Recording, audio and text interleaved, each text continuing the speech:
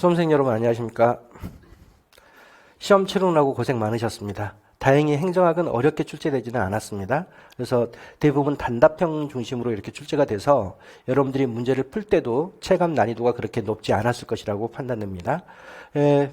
그럼에도 불구하고 여러분들이 국가직 9급 시험 문제에 대해서 철저하게 복습을 해두셔야 됩니다. 앞으로 여러분들이 지방직 9급 시험도 볼 것이고 또 지방직 7급을 준비하시는 분들도 대단히 많이 있으니까 여러분들이 여기에 나와 있는 문제들을 철저하게 복습을 통해서 잘 알지 못하는 부분이라든지 또는 애매하게 풀었던 문제들이라든지 이런 것들을 완벽하게 정리하시기 바랍니다. 먼저 우리가 1번 문제부터 보겠습니다. 직업공문제의 특징으로 옳지 않은 것은, 직업공문제에서 가장 중요한 것은 젊은 인재를 공직에 채용해서 평생도록 근무케 하는 제도가 바로 직업공문제죠. 그래서 전생애성을 특징으로 한다. 전생애성이라고 하는 것은 바로 강력한 신분보장을 의미한다라고 이야기를 했습니다. 그래서 직업공문제는 강력한 신분보장을 전제로 하는 인사체제입니다. 그리고 직업공문제는 두 번째로는 신분보장을 해주고 또 일반 행정가주의에 입각해가지고 다양한 업무를 경험해 보도록 합니다. 이렇게 조직이 있다면 다양한 업무를 경험해 보도록 해서 상위직으로 이동하는데 이렇게 다양한 업무를 경험해 보는 것이 바로 능력 발전과 관련되어 있는 거죠. 그리고 직업공무원제는 가장 계급의 최하위에서 신규 채용을 하는 것을 전제로 합니다. 바로 폐쇄적 초혼을 전제로 하고, 그리고 직업공무원제는 생활급적 보수를 지급합니다. 직무급 중심의 보수체제는 직위분류제에서 나타나는 거고 직업공무원제에서는 생활급적 보수체제가 이루어지죠. 그래서 답은 아주 쉽게 1번이 답이라는 것을 여러분들이 알 수 있죠. 그래서 이 문제 1번은 직무급 중심의 보수체제가 아니라 생활급 중심의 보수체제다. 그래서 답은 1번이 되겠습니다. 그 다음에 2번 문제, 정책의 유형 중에서 정책 목표에 의해 일반 국민에게 인적 물적 자원을 부담시키는 정책은 이건 추출 정책이죠. 추출 정책은 일반 국민에게 인적 물적 자원을 부담시키는 정책 또는 일반 국민에게 인적 물적 자원을 동원해 나가는 정책이라고 이야기를 합니다. 추출 정책은 알몬드와 포웰이 제시한 정책 유형 중에 하나죠. 나머지 정책은 구성 정책은 헌정 수행에 필요한 운영 규칙에 관한 정책으로 로이가 제시한 거고, 분배 정책은 특정 지역이나 특정 집단에게 서비스를 제공하는 정책이고, 상징 정책은 체제의 정당성 또는 국민의 통합을 추구하기 위한 정책이 상징 정책입니다. 그래서 답은 아주 쉽게 1번이 답이죠. 그 다음 3번 문제로 들어와서 직위분류제의 주요 개념에 대한 설명으로 옳지 않은 것은 1번 직위는 한 사람의 공무원에게 부여할 수 있는 직무와 책임을 말한다. 그렇죠. 직위는 1인이 담당해야 할 업무의 양. 이걸 우리가 직위라 그러고 여기서 표현되어 있는 것처럼 한 사람의 공무원에게 부여할 수 있는 직무와 책임을 의미합니다. 2번 직급은 직무의 종류가 유사하고 곤란도와 책임도가 서로 다른 군을 의미한다. 직무의 종류가 유사하고 곤란도와 책임도가 서로 다른 직급의 군을 우리는 직열이라고 이야기하죠. 직급은 두 가지가 모두 유사한 겁니다. 직무의 종류도 유사하고 직무의 곤란도와 책임도도 유사한 직의 군을 우리가 직급이라고 하죠. 그래서 2번이 틀린 거죠. 직류는 동일 직렬 내에서 담당 업무가 동일한 직무의 군을 의미하고, 직무 등급은 고위공무원단이나 외무공무원에게만 적용되는 것인데 직무의 곤란도와 책임도가 유사해서 동일한 보수를 줄 수 있는 직의 군을 의미하죠. 그래서 답은 2번입니다. 아주 쉬운데 여러분들이 이것도 개념을 잘 알고 있어야 됩니다. 직위, 1인이 담당해야 할 업무의 양을 우리가 직위라 그러고, 그 다음에 이건 같이 공부하라 그랬죠. 직군, 직열, 직류, 이것은 같이 공부를 해야 된다라고 이야기를 했습니다. 기본적으로 우리가 정부 조직을 전제로 보면 행정직군, 기술직군 이렇게 나눠지고, 행정직군 내에는 일반행정직렬, 교정직렬, 세무직렬 이렇게 나눠지고, 또 일반행정직렬 내에는 일반행정직류, 교정직류, 교육직류, 국제통상직류 이런 식으로 나눠지죠. 이거는 여러분들이 다 뭐로 나누는 거예요? 이쪽으로 이렇게 나누는 것은 업무의 성질에 따른 또는 업무의 종류에 따른 구분이죠. 종류나 성질에 따른 구분이다. 그 다음에 여기에 18급, 1급, 2급, 3급 이렇게 나누는 거, 이렇게 우리나라로 따지면 9급, 8급, 7급, 6급으로 나누는 거, 이것은 업무의 곤란도, 난이도, 책임도에 따른 구분이죠. 일단은 직이라고 하는 것은 1인이 담당할 업무의 양이고 직열이라고 하는 것은 이렇게 나누는 것을 우리가 직열이라 그럽니다. 이렇게 나누는 거. 여기는 전부 다 동일한 업무를 수행하죠. 만일 일반 행정 직렬 그러면 업무의 성질은 유사하죠. 그러나 거기에는 9급도 있고 8급도 있고 7급도 있고 이러니까 업무의 곤란도와 난이도는 상이한 직의 군이죠. 직급의 군이죠. 그래서 지금 여기에서 표현하고 있는 직무의 종류가 유사하고 곤란도 책임도가 서로 다른 직급의 군, 이것은 직급이 아니라 직열이 되는 거죠. 직급은 이걸 우리가 직급이라 그랬어요. 이걸 우리가 직급이라 그런다. 그러면 일반 행정 직렬이고 이게 만일 8급이라면 8급. 업무의 성질도 유사하고 업무의 곤란도와 난이도도 유사한 직의 군을 우리가 직급이라고 이야기를 하기 때문에 2번이 틀린 거죠. 등급은 계급을 우리가 등급이라 그러는 거고, 그리고 방금 우리가 문제에서 풀어봤던 것처럼 직급은 둘 다 유사한 것을 우리가 직급이라고 이야기하는 거고, 그 다음 직무등급이라고 하는 게 있는데 직무등급은 고위공무원 단위기반 적용되는 거고, 이거는 이게 수평적 분업화가 전혀 돼 있지 않고 이렇게 위아래로만 나눠져 있어요. 그래서 직무의 곤란도와 난이도에 따라서 분류한 직의 군을 직무등급이라고 이야기를 하죠. 그러면 여기서 틀린 지문은 2번만 틀린 지문이고 나머지는 다 맞는 지문입니다. 4번. 윌슨의 규제정치 유형 중 다음 설명에 해당하는 것은 정부 규제로 발생하게 될 비용은 상대적으로 작고 이질적인 불특정 다수에게 부담된다. 그러나 편익은 크고 동질적인 소수에 귀속된다. 이런 상황에서 상당한 이익을 얻을 수 있는 소수 집단을 정치 조직하여 편익이 자신들에게 제도적으로 보장될 수 있도록 정치적 압력을 행사한다. 윌슨의 규제정치 이론은 여러분들이 다 알고 있는 것처럼 두 가지 기준을 가지고 규제정치 상황을 정의해 나갑니다. 하나는 비용부담자와 편익자 이렇게 구분이 되고, 또 하나는 집중과 분산, 이 두 가지로 구분이 되죠.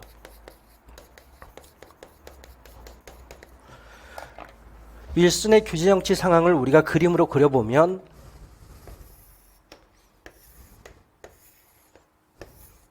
여기는 비용부담자고 여기는 편익자고 이렇게 이제 나눠볼 수가 있는데, 비용이 특정 소수에게 집중되는 경우도 있고 그 다음에 분산되는 경우도 있고, 편익도 특정 소수에게 집중되는 경우도 있고 일반 대중에게 분산되는 경우도 있고 이렇게 나눠지는데, 비용도 몇몇 소수에게 집중되고 편익도 몇몇 소수에게 집중되는 상황을 이익집단정치 상황이라 그러죠. 그 다음 비용은 일반 대중에게 분산되고 편익도 일반 대중에게 분산될 때 우리가 대중정치 상황 이렇게 이야기를 하고 있고, 그 다음에 비용은 몇몇 소수에게 분산되는데 비용은 일반 대중에게 분산되는데 바로 편익은 몇몇 소수에게 집중되는 상황, 이걸 우리가 고객정치 상황이라고 이야기를 하고, 그리고 비용은 몇몇 소수에게 집중되고 편익은 일반 대중에게 분산되는 상황을 창도가 정치 상황이라고 이야기를 합니다. 그런데 저기 시험 지문으로 보면 비용은 상대적으로 작고 이질적인 불특정 다수에게 부담된다 이렇게 돼 있으니까 바로 비용이 분산돼 있다는 것을 이야기하는 거죠. 그리고 편익은 크고 동질적인 소수에 기속된다. 바로 편익은 몇몇 소수에게 집중돼 있다는 것을 의미하기 때문에 당연히 여기는 고객정치 상황이 되겠죠. 그래서 4번의 답은 2번 고객정치 상황이 답이 되겠습니다. 5번. 동기 유발의 과정을 설명하는 과정이론에 해당하는 것만을 모두 고르면, 동기부여 이론은 내용이론이 있고 과정이론이 있고 이렇죠.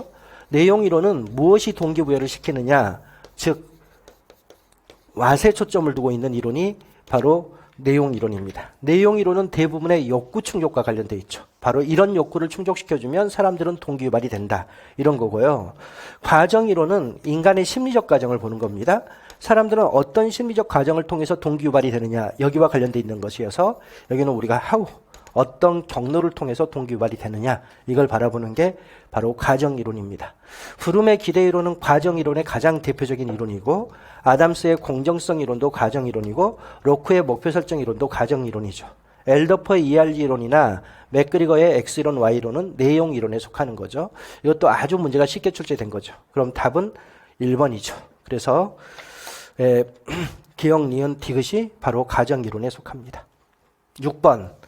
특별지방자치단체에 대한 설명으로 옳지 않은 것은 지방자치단체는 크게 나눠보면 두 가지로 구분이 됩니다. 지방자치단체는 하나는 일반 지방자치단체가 있고 또 하나는 특별지방자치단체가 있고 이렇게 두 개로 나눠지죠. 일반 지방자치단체는 또 두 개로 우리가 굳이 나눠보면 기초자치단체가 있고 광역자치단체가 있고 특별지방자치단체는 두 개 이상의 지방정부가 서로 협력해서 업무를 수행할 필요가 있을 때 법인격이 있는 단체를 설립하는 것을 특별지방자치단체라고 이야기를 합니다. 선생님이 수업 시간에도 늘 강조했지만 이거 두 개를 반드시 구별해야 된다 그랬어요. 특별지방자치단체도 있고 또 뭐도 있다. 특별지방행정기관도 있고 그렇죠? 이거는 국가의 일성기관을 이야기하는 거고 이거는 두 개 이상의 지방자치단체가 서로 협력적 행정을 수행할 필요가 있을 때 설립한 법인격이 있는 단체를 의미하는 겁니다. 예전에는 우리가 특별지방자치단체에 대해서 지방자치법에 근거 규정을 두고 있지 않았는데 이번에 개정된 지방자치법에서 이 특별지방자치단체에 대한 근거 규정을 두고 있어. 그래서 이걸 지금 시험 문제 출제하고 있는 겁니다. 그러면 우리가 문제를 풀어보면 두 개 이상의 지방자치단체가 공동으로 특정한 목적을 위하여 강력적으로 사무를 처리할 필요가 있을 때에는 특별지방자치단체를 설치할 수 있다. 그렇죠. 보통의 지방자치단체와 같이 법인격을 갖는다. 그렇습니다. 특별지방자치단체도 법인격이 있는 거죠. 특별지방자치단체 의회는 구약으로 정하는 바에 따라 구성지방자치단체의 의회 의원으로 구성한다. 그렇습니다.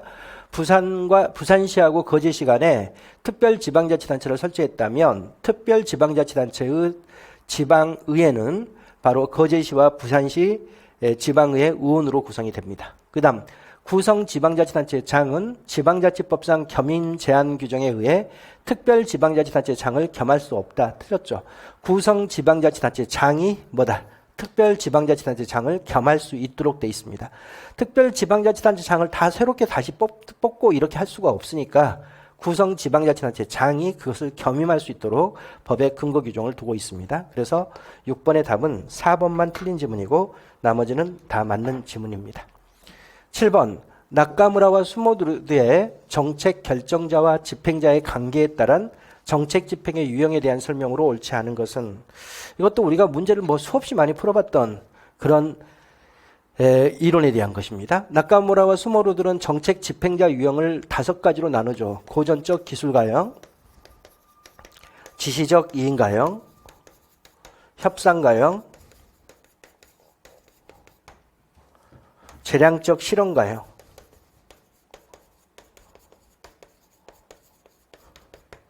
관료적 기업가형. 이렇게 5가지로 나누고 있습니다. 고전적 기술가형에서는 결정자가 목표를 설정하고 그리고 집행자는 기술적 수단만을 가지고 있죠. 기술적 수단에 대한 결정 권한, 기술적 권한만을 소유하고 있다. 우리가 이렇게 공부를 하죠. 결정자가 목표를 딱 설정해 주면 집행자는 그것을 지지하고 그리고 집행자는 그 목표를 달성하기 위한 합리적 기술을 선택하는 데 있어서만 권한을 갖습니다. 목표를 설정하고 또 여기서 또 행정적 권한도 결정자가 가지고 있습니다. 선생님이 늘 이야기했지만 행정적 권한이라는 게 인적 물적 자원을 이야기하는 거예요. 그러니까 이 사업의 목표, 이 사업의 예산을 얼마만큼 사용하고 이 사업의 인력을 얼마만큼 사용할 것인지 거기까지도 결정자의 권한으로 돼 있습니다. 지시적 이인가형에서는 결정자가 목표만 설정하고 집행자는 행정적 수단과 기술적 수단을 가지고 있는 거죠. 여기서 행정적 수단이라는 것은 인력과 예산을 이야기하는 겁니다. 협상가형에서는 결정자가 목표와 수단을 제시하죠. 이걸 제시하면 집행자가 이걸 거부합니다. 집행자가 거부하고 협상을 통해서 결정을 하죠. 협상, 이걸 통해서 결정이 이루어진다. 그 다음에 재량적 실험가형에서는 결정자가 목표를 설정해 주는데 추상적 목표만 설정해 줍니다. 추상적 목표만을 설정해주고 그리고 집행자는 목표, 구체적 목표 그리고 행정적 수단, 기술적 수단에 대한 결정권을 갖죠. 관료적 기업가형에서는 결정자가 아무것도 하지 못하고 집행자가 목표를 설정하고 결정자가 이걸 받아들이도록 적용해 나가고 그리고 수단은 집행자가 결정자와 협상을 통해서 수단을 확보해 나가고 이렇게 이제 돼 있습니다. 그래서 이거 순서를 여러분들 잘 알고 있죠. 특히 여기서 중요한 게 협상이라는 단어가 대단히 중요하다 그랬는데 협상과 관련해서 보면 여기도 협상이 나오는데 여기는 행정적 수단에 대해서 행정적 수단 여기에 대해서 집행자 간의 협상이 이루어진다. 집행자 간 협상. 이게 이루어지는 거고 여기는 그게 아니죠. 여기는 목표와 수단에 대해서 협상이 이루어지는데 바로 결정자와 집행자 간의 협상이 이루어지는 거죠.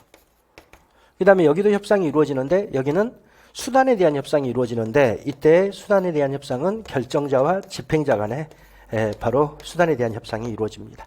그럼 우리가 문제를 풀어보겠습니다. 1번 고전적 기술가형은 여기를 이야기하는 거죠. 결정자가 구체적인 목표를 설정하면 그렇죠. 결정자가 목표를 설정하면 집행자는 그 목표를 지지하며 그렇죠. 거부하지 않습니다. 목표 달성을 위한 기술적 수단을 강구하는 역할을 담당한다고 본다. 맞죠. 두 번째로 재량적 실현가형은 결정자가 추상적인 목표를 설정하면 그렇죠. 추상적 목표를 설정하는 거죠. 결정자가. 집행자는 결정자를 위해 목표와 수단을 명확하게 하는 역할을 담당한다고 본다. 목표와 수단을 명확하게 한다. 이것은 목표와 수단을 구체화한다는 거예요. 결정자가 추상적인 목표를 설정해주면 집행자가 그 목표를 구체화해 나가고 수단도 구체화해 나간다. 맞죠.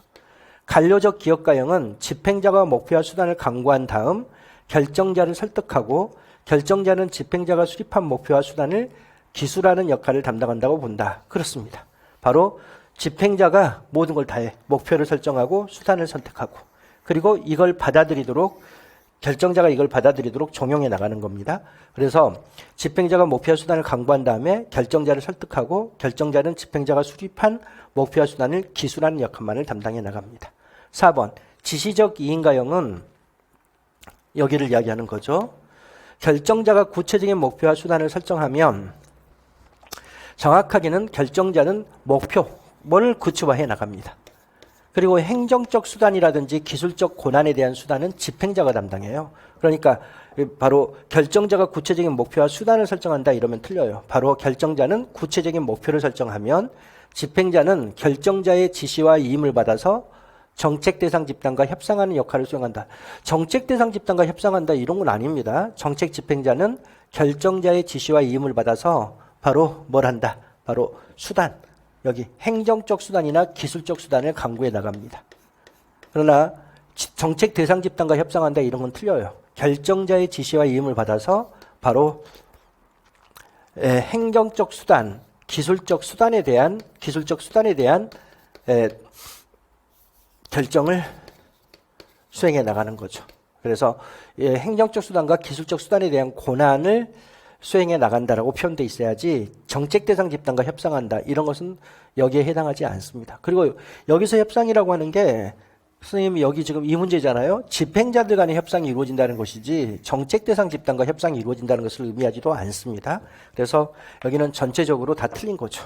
바로 정책 집행자는 결정자의 지시와 이임을 받아서 행정적 수단 또는 기술적 수단에 대한 수단을 강구해 나간다라고 표현되어 있어야 되겠습니다. 그래서 4번만 틀린 지문이고 나머지는 다 맞는 지문입니다. 8번 MBO에 대한 설명으로 옳은 것만을 모두 고르면 MBO는 늘 선생님이 이야기할 때 매니지먼트 바이 오브젝티브 해서 이 오브젝티브가 대단히 중요하다 그랬죠. 이 오브젝티브라는 것은 영어로 쓰면 이건데 이게 형용사잖아요. 근데 여기서는 오브젝티브 이것은 목표를 의미하는 거예요. 오브젝티브 골 목표 이걸 이야기하는 거예요. 그럼 이 오브젝티브 이건 뭘 의미하는 거냐? 이건 객관적이고 수치적이고 단기적인 목표를 이야기하는 거예요. 단기적 목표. 이걸 의미하는 것이다. 이렇게 이야기를 했습니다. 그래서 이게 대단히 중요한 단어다라고 이야기를 했죠. MBO는 여러분들이 다 알고 있는 것처럼 전 직원의 참여를 통해 목표를 설정하고 그 목표에 맞춰서 업무를 수행한 다음에 목표 달성도를 평가하는 관리체제를 우리가 MBO라고 이야기를 합니다. 과장이 전 직원, 부하들의 참여를 통해 가지고 스스로 목표를 설정하는데 이때의 목표는 계량적이고 수치화되고 단기적인 목표인 거죠. 그 다음에 또 실국장은 자기 소속하에 가장들을 참여시켜서 여기서 구체적인 목표를 설정하죠. 객관적이고 수치화되고 단기적인 목표를 설정해 나가고 또 그 밑에 위에 상관이 있다면, 이 장관이 있다면 장관도 그 밑에 있는 부하 직원들을 참여시켜서 목표를 설정하고, 그리고 이제 업무를 수행한 다음에 목표 달성도를 측정하는 결과지향적 관리 기법을 우리가 MBO라고 이야기를 합니다. 그러면 여기는 부하와 상사의 참여를 통해서 목표를 설정한다. 맞죠? 중장기 목표를 단기 목표보다 강조한다. 그럼 틀려요. 여기서 이 오브젝티브가 대단히 중요한다는데 이건 객관적이고 수치화되고 단기적인 목표를, 계량적인 목표를 의미하는 겁니다. 그 다음 조직 내외의 상황이 안정적이고 예측 가능한 조직에서 성공 확률이 높다. 왜 이러냐면 여기는 환경이 자꾸 바뀌면 여기에 사소한 여기에서 여기가 과고 여기가 실국이고 여기가 부인데 여기에서 환경의 변화로 인해서 여기서 목표가 바뀌잖아요. 그러면 이 목표를 바꿔야 돼요. 그럼 이 목표가 바뀌면 또 이걸 바꿔야 돼요. 또 환경이 변화돼 가지고 또 여기 소속하에 있는 과의 목표가 변화되면 또 이걸 바꿔야 되고 또 이게 바꿔줘야 되고 또 여기서 어떤 변화가 이루어지면 여기를 바꿔야 되고 또 여기도 바꿔야 되고 그러니까 부분의 목표가 변화되면 전체의 목표를 다 바꿔야 된단 말이죠. 그러니까 환경이 아주 유동적이면 뭐 여기서 변화가 이루어질 수도 있고 여기서 변화가 이루어질 수도 있고 여기가 변화가 이루어질 수도 있고 이래서 이게 변화돼야 되고 또 이게 변화되면 또 이게 변화돼야 되고 이러기 때문에 안정적인 상황이 아니고 아주 역동적이고 변화가 많은 사회 상황에서는 MBO를 적용하기가 대단히 곤란합니다. 그래서 MBO는 유동적인 환경에 적응하기 어려운 관리 기법 중에 하나인 거죠. 그럼 여기서 표현되는 것처럼 조직 내외의 상황이 안정적이고 예측 가능한 조직에서 그래서 목표의 변동이 크게 나타나지 않는 조직에서 성공 확률이 높은 거죠. 이건 맞는 지문이죠. 리얼번 개별 구성원의 직무 특수성을 반영. 그렇죠. 여기는 각 개인의 의사가 다 반영돼서 과의 목표가 설정되고 또 과의 목표가 반영돼서 이 실국의 목표가 설정되기 때문에 개별 구성원의 직무 특수성을 반영하고 있는 거죠. 근데 목표의 정성적, 주관적 성격이 강조된다 그럼 틀려요. 정성적이라는 것은 질적인 요소를 이야기해요. 여기는 기본적으로 수치화된 계량적 목표를 추구해 나가는 것이기 때문에 양적 목표잖아요. 계량적 이렇게 되어 있으니까 양적 목표잖아요. 그래서 정성적인 게 아니라 바로 여기는 뭐다? 바로 객관적이고 수치화된 목표예요. 계량, 정량적 목표죠. 정량적. 양적 목표를 추구해 나가는 거고 주관적인 게 아니라 여기는 객관적 목표를 추구해 나가는 겁니다. 그래서 객관적 성격이 강조되는 거죠. 정량적이고 객관적인 성격이 강조된다라고 표현돼야지 맞게 됩니다. 그래서 옳은 것만 고르면 기억번과 디귿번만 옳은 거고 니은번과 리을번은 틀린 지문이 되겠습니다. 9번 동일 회계연도 예산의 성립을 기준으로 볼 때 시기적으로 빠른 것으로 순서대로 바르게 나열한 것은 여러분들은 이건 다 아시죠? 예산은 성립 시기에 따라서 구분해 볼 때 본예산, 수정예산, 추가경정예산 이렇게 구분이 되는 거죠. 그러니까 일단 이런 건 다 틀려요. 뭐 준예산이 들어가 있다든지 또 여기 보면 잠정예산이 들어가 있다든지 준예산이 들어가 있다든지 이러면 다 틀려요. 그럼 답은 3번이야 그냥 이렇게. 우리가 다 공부를 여러 번 했잖아요. 예산은 성립 시기에 따라서 구분할 때는 성립 시기 여기에 따라서 구분할 때는 본예산, 수정예산, 추가경정예산 이렇게 구분이 되는 거고 예산 불성립 시 구분으로는 준예산, 가예산, 잠정예산 이렇게 이제 구분이 되는 거잖아요. 그럼 성립 시기에 따라서 구분을 했을 때 이 세 가지인데 제일 먼저 보면 회계연도 개시일 전에 국회가 의결하여 확정한 예산을 우리가 본예산이라고 합니다. 우리가 예산 성립 과정을 봐보면 첫째, 행정부가 예산을 편성을 하죠. 그리고 국회가 이걸 의결을 해 나가는데 회계연도 우리나라 법률로 따지면 회계연도 개시 120일 전에 행정부가 예산을 편성해서 국회에 제출해서 회계연도 개시 30일 전까지 국회가 의결한 예산이 바로 본예산입니다. 그러니까 본예산은 언제 성립하냐면 본예산은 국회의 의결이 있을 때 성립하는 예산이에요. 그다음 수정예산은 행정부가 예산안을 편성해서 국회에 제출했는데 국회가 본예산을 의결하기 이전에 수정이 필요할 때 수정을 가하는 예산을 수정예산이라 그럽니다. 그러니까 수정예산은 본예산이 의결되기 이전에 성립하죠. 수정예산은 본예산 의결 전 이때 이제 성립하는 거고 그리고 추가경정예산은 행정부가 편성한 예산을 국회가 의결할 이후에 변경의 필요성이 있을 때 변경한 예산이 추가경정예산입니다. 그러니까 추가경정예산은 본예산이 국회에서 의결 후에 성립하는 예산이 바로 추가경정예산이죠.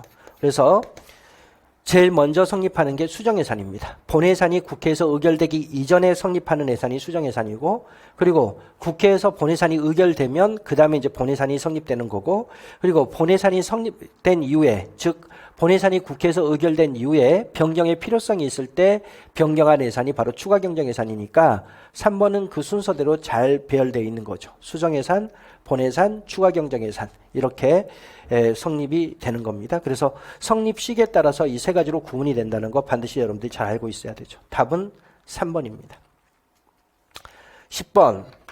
가와 라의 행정 이론이 등장한 시기를 순서대로 바르게 나열한 것은 정부와 공공부문에 참여하는 다양한 참여자들의 네트워크를 중시하고 정부는 전체 네트워크를 관리하는 조종자의 입장에 있다고 하였다.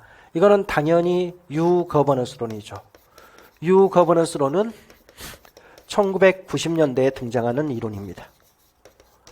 미국 행정학의 지적의 위기를 지적하면서 인간을 이기적 합리적 존재로 전제하고 공공재의 공급이 서비스 기관 간 경쟁과 고객의 선택에 의해서 이루어지는 시스템을 제안하였다. 이건 이제 공공선택론이잖아요. 미국 행정학의 지적 위기를 주장하고 등장한 이론이 바로 공공선택론이고 이것은 1970년대에 등장하는 이론입니다. 정치는 국가의 의지를 표명하고 정책을 구현하는 것이고 행정은 이를 실천하는 관리활동으로 정치와 행정의 차이를 분명히 하였다. 이건 바로 행정관리설입니다. 행정관리설이 행정학 성립 당시에 있었던 행정이론이잖아요. 예. 여기에 이제 가학적 관리론도 들어가고 그 다음에 관료제론도 여기에 들어가고 그리고 원리주의도 여기에 들어갑니다. 이거는 1880년대의 행정이론이죠. 왈도를 중심으로 가치와 형평성을 중시하면서 사회 문제 해결에 대한 현실 적합성을 갖는 새로운 행정학의 정립을 시도하였다. 왈도는 바로 신행정론자죠. 바로 신행정론. 신행정론은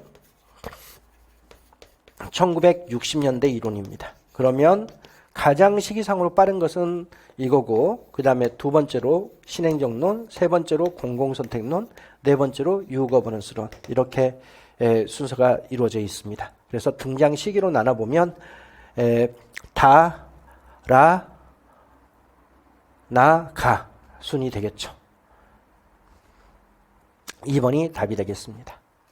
11번 문제를 보겠습니다. 예산 집행의 신축성을 유지하기 위한 제도로 옳지 않은 것은 계속비, 수입대책경비, 예산의 이체는 전부 다 신축성 장치이고 예산의 배정, 예산의 재배정 이런 것은 다 통지장치이죠. 그래서 계속비하고 수입대책경비, 예산의 이체는 신축성 장치에 해당하고 예산의 재배정은 올별로 반드시 하도록 딱 통제를 해놓은 것이기 때문에 답은 3번입니다. 뭐 이건 워낙 쉬운 문제고 우리가 통제와 신축성 장치에 대한 구별은 늘 우리가 문제로 풀어봤던 것들이기 때문에 여러분들이 잘 해결했을 것이라고 봅니다.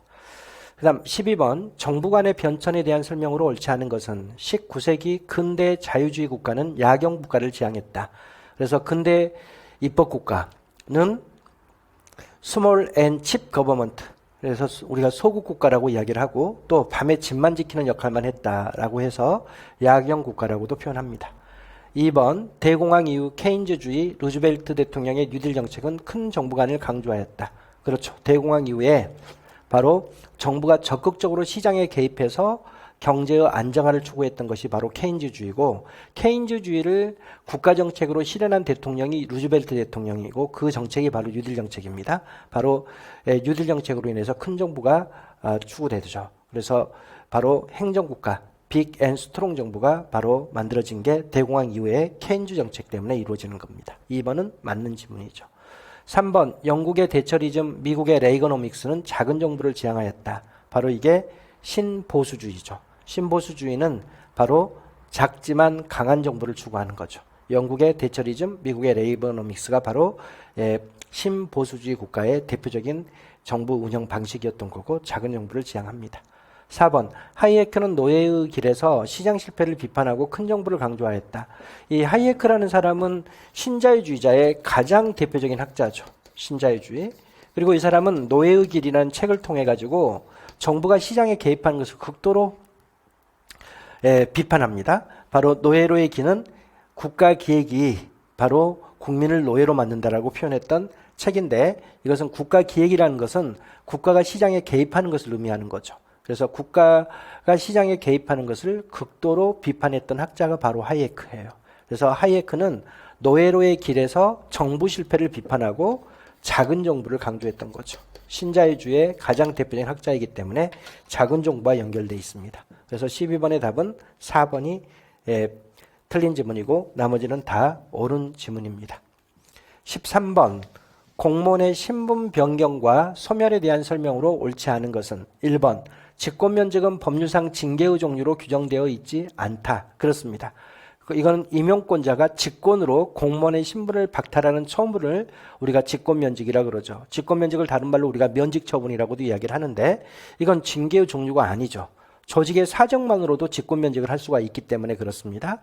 가원이 되었거나 직위가 없어졌거나 퇴직되었을 경우에 직권면직할 수 있도록 되어 있기 때문에 이것은 공무원의 어떤 잘못으로 인해서 직권면직이 이루어지는 게 아니라 공무원의 잘못과 무관하게도 임용권자가 직권면직을 할 수 있다는 점에서 징계에 해당하지는 않습니다.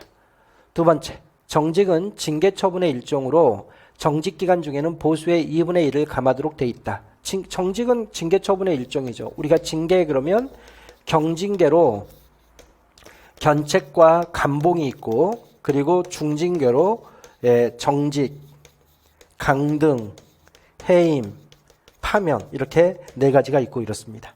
정직은 그러니까 징계처분의 하나죠. 그 다음에 정직기간에는 보수의 전액을 감하도록 되어 있는 거죠. 그래서 정직기간은 우리가 1에서 3개월간의 정직기간을 둘 수가 있는데, 이 기간 동안에는 직무를 부여하지 아니하며 보수의 전액을 감하도록 되어 있습니다. 2번이 이건 맞는 지문이고 2번이 틀린 지문이죠. 3번, 임용권자는 사정에 따라서는 공무원 본인의 의사에도 불구하고 휴직을 명해야 한다. 그렇습니다. 일정 요건에 해당하면 강제 휴직을 시킬 수가 있도록 돼 있죠. 본인의 의사에 불구하고 휴직을 명할 수 있도록 돼 있습니다. 4번, 임용권자는 직무수행 능력 부족을 이유로 직위해제를 받은 공무원이 직위해제 기간에 능력의 향상을 기대하기 어렵다고 인정될 때에 직권면직을 통해 공무원의 신분을 박탈할 수 있다. 그렇습니다. 공무원의 능력이나 실적이 극히 나쁜 때에는 3개월 이내의 대기명령과 함께 직위해제를 가할 수 있도록 직위해제를 할 수 있도록 돼 있고, 직위해제 기간 동안에도, 그 대기명령 기간 동안에도 능력의 발전이나 실적의 발전을 기대하기 어려울 때에는 직권면직할 수 있도록 돼 있습니다. 그래서 4번은 옳은 지문이죠. 그러면 여기서 틀린 지문은 2번만 틀린 지문이고 나머지는 다 맞는 지문입니다. 14번, 립스키의 일성관료제에서 일성관료들이 처하는 업무환경의 특징으로 옳지 않은 것은, 립스키의 일성관료제는 업무환경으로 세 가지를 이야기합니다. 첫째, 인적 물적 자원의 부족, 이게 자원의 부족인 거죠. 그 다음 두 번째, 권위에 대한 도전, 세 번째로는 모호한 기대, 이 세 가지로 이야기를 합니다. 그러면 여기서 자원의 부족, 권위에 대한 도전, 모호하고 대립되는 기대, 이것은 다 일성관료들이 처해 있는 업무환경에 해당하는 거죠. 4번, 단순하고 정형화된 정책 대상 집단. 틀렸죠. 립스키의 일성관료제에 의하면 일성관료는 아주 복잡하고 그리고 이질적인 정책 대상 집단과 대면하는 관료입니다. 그래서 4번이 틀린 지문이죠. 3번, 1번, 2번, 3번이 옳은 지문이고, 이것도 단답형 문제이고 아주 쉽게 문제가 출제된 겁니다. 답은 4번입니다. 15번 문제. 의사결정 모형에 대한 설명으로 옳지 않은 것은, 최종 모형은 정책결정자의 합리성뿐만 아니라 직관, 판단, 통찰 등과 같은 초합리성을 아울러 고려한다. 그렇습니다. 최종 모형은 합리 모형을 전제로 해요. 그러니까 합리성을 전제로 합니다. 이게 주가 되는 거고, 여기에 최고관리자의 직관이나 판단 등의 초합리성을 가미한 거죠. 그래서 초합리성이 가미되어 있는 형태다. 이렇게 우리가 공부를 다 해왔던 것들이죠. 두 번째, 쓰레기통 모형은 대학 조직같이 조직 구성원 사이의 응집력이 아주 약한 상태, 즉 조직화된 무정부 상태에서 의사결정이 이루어지는 과정을 설명하려고 시도한다. 그렇죠. 쓰레기통 모형은 계층제적 위계 질서가 없고 응집력이 약한 상태에서의 의사결정을 설명합니다. 그래서 응집력이 아주 약하고 그리고 구성원들 간의 계층제적 위계 질서도 없는 상태라면 아주 무정부 상태가 나타나는데, 혼란과 갈등이 아주 심한 상태, 이걸 우리가 조직화된 무정부 상태라고 이야기하는데 이런 조직화된 무정부 상태에서 의사결정을 설명하는 모형이 쓰레기통 모형이죠. 그럼 당연히 2번도 맞는 지문인 거죠. 3번. 점증 모형은 실제 정책의 결정이 점증적인 방식으로 이루어질 뿐만 아니라 그렇습니다. 조금의 변화가 추구된다는 거예요. 현실에서. 그리고 정책을 점증적으로 결정하는 것이 바람직하다는 입장을 견지한다. 그렇습니다. 점증 모형은 첫째, 현실을 잘 설명하는 모형이에요. 이게 현실을 설명하고 있다는 거죠. 정책의 결정이 점증적인 방식으로 이루어진다. 이것은 바로 기납적 모형을 이야기합니다. 그리고 또 점증적으로 정책을 결정하는 것이 바람직하다고 봅니다. 이건 이제 규범적 모형이죠. 그래서 바로 기납적 모형과 규범적 모형을 모두 다 제시하고 있죠. 점증 모형이 현실을 잘 설명할 뿐만 아니라 그렇게 결정하는 것이 바람직하다고 보고 있기 때문에 바로 현실적이면서도 기납적이면서도 규범적인 모형이라고 우리가 볼 수 있습니다. 4번. 회사 모형은 조직의 불확실한 환경을 회피하고 조직 내 갈등을 극복하기 위해 장기적인 전략과 기획의 중요성을 강조한다. 틀렸죠? 회사 모형은 불확실성의 회피를 강조하는데 이 불확실성을 회피하기 위해서는 뭐가 필요하다? 단기적 한류 절차. 이런 게 대단히 중요하게 보여요. 단기적 한류 절차나 또는 단기적 대응을 대단히 중시하죠. 그래서 이것도 선생님이 늘 수업 시간에 이야기를 했는데 회사 모형에서 장기라는 표현이 나오면 무조건 틀리다라고 여러 번 이야기를 했습니다. 회사 모형은 여러분들이 다 알고 있는 것처럼 5가지의 특징을 가지고 설명을 하잖아요. 조직의 의사결정을, 갈등의 준해결, 그 다음 두 번째로는 비전형적 의사결정과 관련해서는 문제중심의 탐색, 세 번째로는 전형적 의사결정과 관련해서는 표준 운영 절차의 중시, 네 번째로 불확실성의 회피, 다섯 번째로 조직의 학습, 이렇게 5가지의 개념을 가지고 조직의 의사결정을 설명하는데 특히 지금 15번 문제는 특히 4번 지문은 여기와 관련해서 문제를 출제하고 있는 거죠. 바로 여기서는 뭘 강조한다? 바로 단기적 한류 절차를 대단히 중시한다. 그래서 4번이 틀린 지문이고 나머지는 다 맞는 지문이 되겠습니다. 16번. 공무원의 정치적 중립에 정당화 근거로 옳지 않은 것은, 공무원의 정치적 중립이라는 것은 공무원이 특정 정당의 이익을 추구해서는 아니 된다. 이게 바로 정치적 중립입니다. 그래서 당원이 될 수 없고 특정 정당에 그 다음에 당비 납부할 수 없고 이렇게 규정되어 있는 게 바로 정치적 중립입니다. 공무원의 정치적 중립은 역관주의 폐해 때문에 등장한 겁니다. 역관주의는 특정 정당의 당원들이 공직을 차지하는 인사제도인데 이것들의 한계 때문에 실적주의가 도입되면서 정치적 중립이 강조되기 시작합니다. 그래서 역관주의 폐해를 극복하고 그리고 공무원이 정치적 중립을 띠게 되면 집권정당이 달라진다 하더라도 공무원의 신분을 보장해 줄 수가 있어요. 그러니까 행정의 안정성이 확보되고 그리고 공무원의 정치적 중립을 통해 가지고 바로 시험을 봐서 공무원을 채용하게 되죠. 역관주의는 정당원들이 공직을 차지했다면 이제 공무원의 정치적 중립을 전제로 실적주의가 확립되기 때문에 행정의 전문성도 제고할 수가 있는 거죠. 2번. 공무원은 국민 전체의 이익을 위해 공평무사하게 봉사해야 하는 신분이다. 그렇습니다. 공무원이 특정 정당의 이익을 추구해서는 안 되고 국민 전체 이익을 추구해야 된다는 전제하에서 정치적 중립이라는 이런 제도적 장치가 도입되는 거죠. 그래서 국민 전체의 이익을 추구하는 존재다. 공무원은 특정 정당의 이익을 추구하는 존재가 아니다. 이걸 전제로 하는 겁니다. 3번. 공무원의 정치적 기본권을 강화하여 공직의 계속성을 제고할 수 있다. 틀렸죠. 공무원의 정치적 중립을 강조하게 되면 공무원의 참정권이 제한되는 거죠. 정당에 가입할 수 있는 자유가 제한되고 특정 정당을 지지할 수 있는 자유가 제한되기 때문에 공무원의 정치적 기본권이 제한되는 것이 공무원의 정치적 중립입니다. 그래서 공무원의 정치적 기본권이 약화되는 거죠. 그러나 공무원의 정치적 중립을 준수하도록 하게 되면 결국 공직의 계속성은 제고될 수가 있어요. 왜냐하면 특정 정당의 이익을 추구하지 않고 국민의 이익을 추구해 나가면 어떤 정당이 집권하더라도 공무원의 신분을 박탈하지 않게 되기 때문에 기본적으로 공무원의 정치적 기본권을 제한하는 측면이 있긴 하지만 이를 통해서 뭘 하려고 하는 것이다. 공직의 계속성과 안정성을 확보하려고 하는 것이 정치적 중립입니다. 그래서 이 부분이 틀린 거죠. 공무원이 정치적 중립을 띠게 되면 공명선거를 통해 민주적 기본 질서를 제고할 수 있다. 그렇죠. 공무원이 특정 정당을 이익을 추구하지 않고 중립성을 띠게 되면 결국은 뭘 가져올 수 있다. 바로 바로 공명선거 그리고 민주적 기본질서 확립이 이루어질 수가 있습니다. 16번의 답은 3번만 틀린 지문이죠. 이것도 시험 문제가 어렵게 출제된 게 아니라 아주 기본적인 논의를 가지고 쉽게 출제된 거죠. 17번 지방교부세에 대한 설명으로 옳지 않은 것은 지방교부세는 수평적 재정 불균형을 시정하는 것을 목적으로 합니다. 그래서 부자인 지방정부에게는 돈을 주지 않고 가난한 지방정부에게 돈을 많이 줌으로써 수평적으로 즉 지방정부 간의 재정 불균형을 시정하는 데 초점을 둡니다.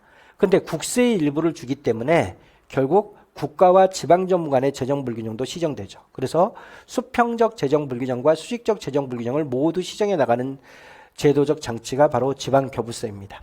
1번 보면 지역 간 재정력 격차를 완화시키는 재정 균등화 기능을 수행한다. 그렇죠. 그럴 목적으로 지방교부세가 도입되어 있는 거죠. 보통교부세, 특별교부세, 부동산교부세, 소방안전교부세로 구분한다. 그렇습니다. 우리나라는 4개의 지방교부세가 있습니다. 3번 신청주의를 원칙으로 하며 각 중앙관서의 예산에 반영되어야 한다. 틀렸죠. 이건 신청주의를 원칙으로 하지 않아요. 보통교부세는 분기별로 1년에 4번 지방정부에게 교부합니다. 그 다음 부동산 교부세도 1년에 4번 분기별로 교부하는 거고 소방안전교부세도 1년에 4번 딱 정기적으로 교부하는 거지 신청을 받아서 교부하는 것은 아니죠.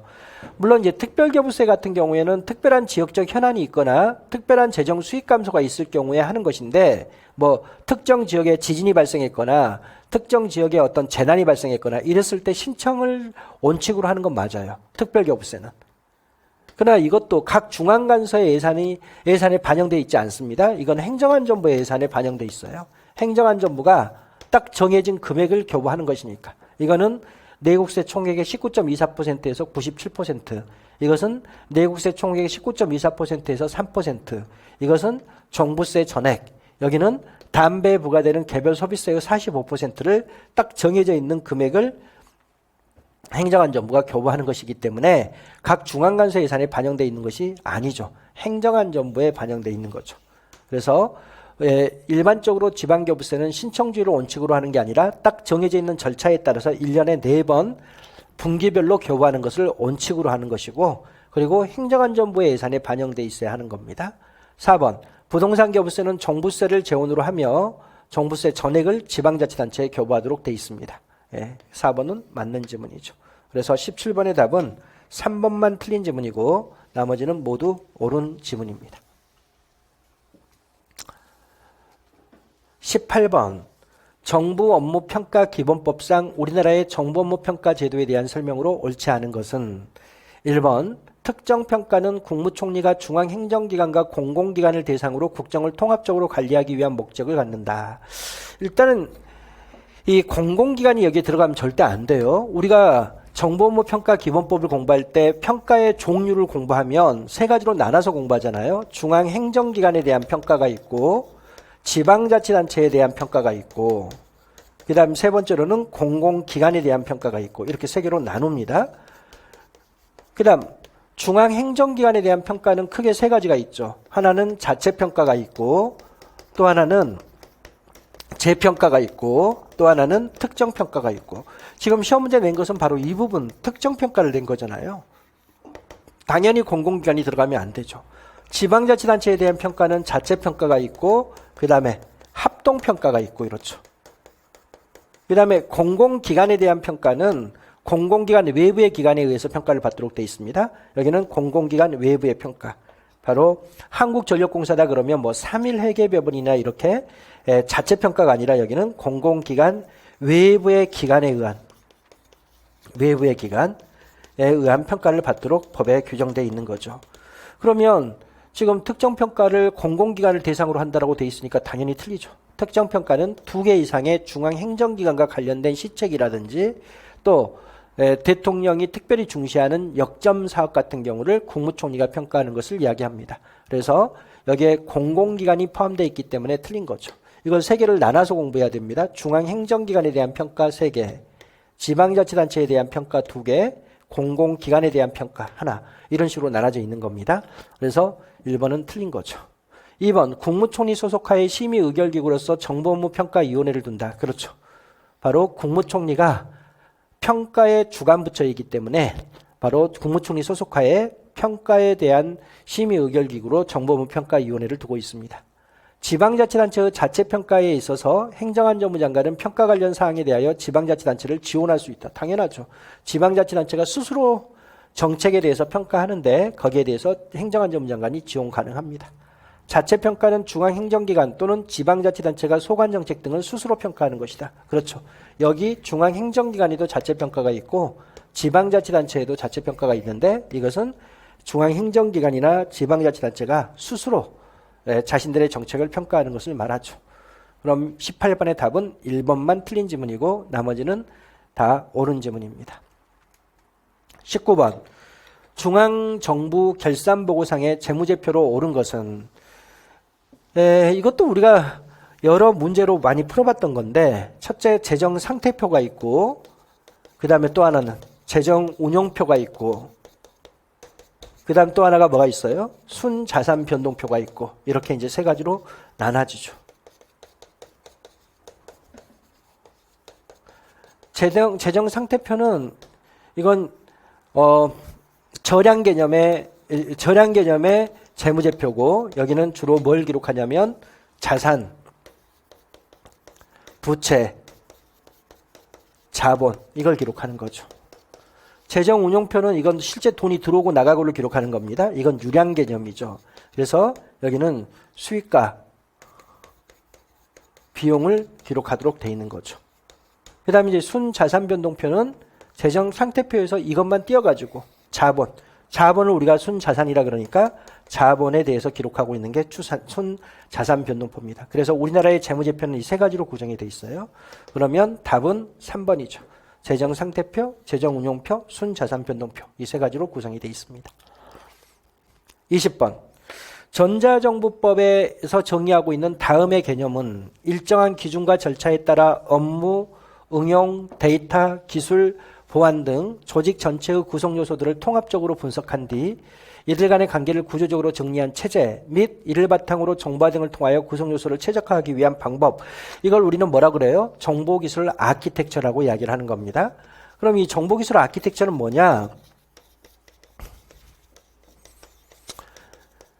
선생님이 늘 수업 시간에 이야기했던 것처럼 이게 각 부처별로 전자정부가 이루어져요. 각 부처별로 전부 다 각 부처별로 소프트웨어를 도입하고 하드웨어를 도입하고 이렇게 되면 서로 호환성이나 연계성이 되게 약화될 수가 있어요. 그러니까 행정안전부가 뭘 제시해 주냐면 참조 모델을 제시해 줘요. 행정안전부가 참조 모델. 이게 가장 좋은 방법이니까 이걸 참조해 가지고 전자정부를 구축해라 해서 참조 모델을 제시해 주는데 이 참조 모델을 우리는 아키텍처라고 이야기를 하는 겁니다. 가장 최적화하기 위한 전자정부를 위해서 도입하는 하드웨어나 소프트웨어 등의 가장 최적화된 방법들을 제시해 주는 것이 바로 아키텍처입니다. 여기. 그럼 여기에 이제 여러 가지가 있죠. 그래서 PRM도 있고, 그 다음에 DRM도 있고, 그 다음 SRM도 있고, TRM도 있고, 뭐 이런 것들이 있습니다. 네. 이건 퍼포먼스, 성과 참조 모델, 데이터 참조 모델, 서비스 참조 모델, 기술 참조 모델, 테크놀로지, 레퍼런스, 모델 이렇게 해서 이런 참조 모델을 이렇게 제시해 주는 것을 우리는 정보기술 아키텍처라고 이야기를 해요. 그러니까 정보기술 아키텍처는 바로 전자정부의 주관 부처인 행정안전부가 바로 정보화에 대한 최적화된 방법을 각 부처들이 정보화를 수행할 때 최적화된 방법을 제시해 주는 것이 바로 정보기술 아키텍처죠. 이 개념을 다시 한번 읽어보면 일정한 기준과 절차에 따라 업무 참조 모델, 그 다음에 뭐 데이터 참조 모델, 기술 참조 모델 이런 것들 등 조직 전체의 구성 요소들을 통합적으로 분석한 뒤에 이들 간의 관계를 구조적으로 정리해서 가장 좋은 거, 최적화된 방법을 제시해 주는 것을 우리가 정보기술 아키텍처라고 이야기를 합니다. 그래서 답은 2번이죠. 이것도 이미 뭐 국회직이나 이런 데서 기출이 됐던 문제여서 여러분들이 기출문제를 잘 본 사람들은 쉽게 답을 골랐을 것이라고 판단됩니다. 전체적으로 1번부터 20번까지 우리가 문제를 쭉 풀어봤는데 문제 수준은 대단히 낮은 수준으로 출제가 됐어요. 여러분들이 어떻게 풀었는지는 모르겠지만 실제 시험 문제 예년에 비하면 상당히 좀 쉽게 출제했다고 볼 수가 있습니다. 여러분들이 복습을 좀 철저히 하시고 선생님 카페하고 그 다음에 학원 홈페이지에다가 해설을 자세하게 서술을 해가지고 정리를 해놨으니까 여러분들이 반드시 해설서까지 같이 참조해서 다음 시험을 준비하는데 반드시 도움이 되도록 복습을 철저히 하시기 바랍니다. 예, 시험을 보느라고 여러분들이 너무 고생을 많이 하셨는데 반드시 올해는 여러분들에게 좋은 결과가 나오도록 여러분들을 스스로 좀 더 채찍을 해서 공부를 해 나가시기 바랍니다. 아직까지 끝난 모든 것이 종결되지는 않았으니까 끝까지 여러분들이 최선을 다해서 올해 반드시 좋은 결과를 얻으시기를 바라겠습니다. 그동안 고생 많으셨습니다.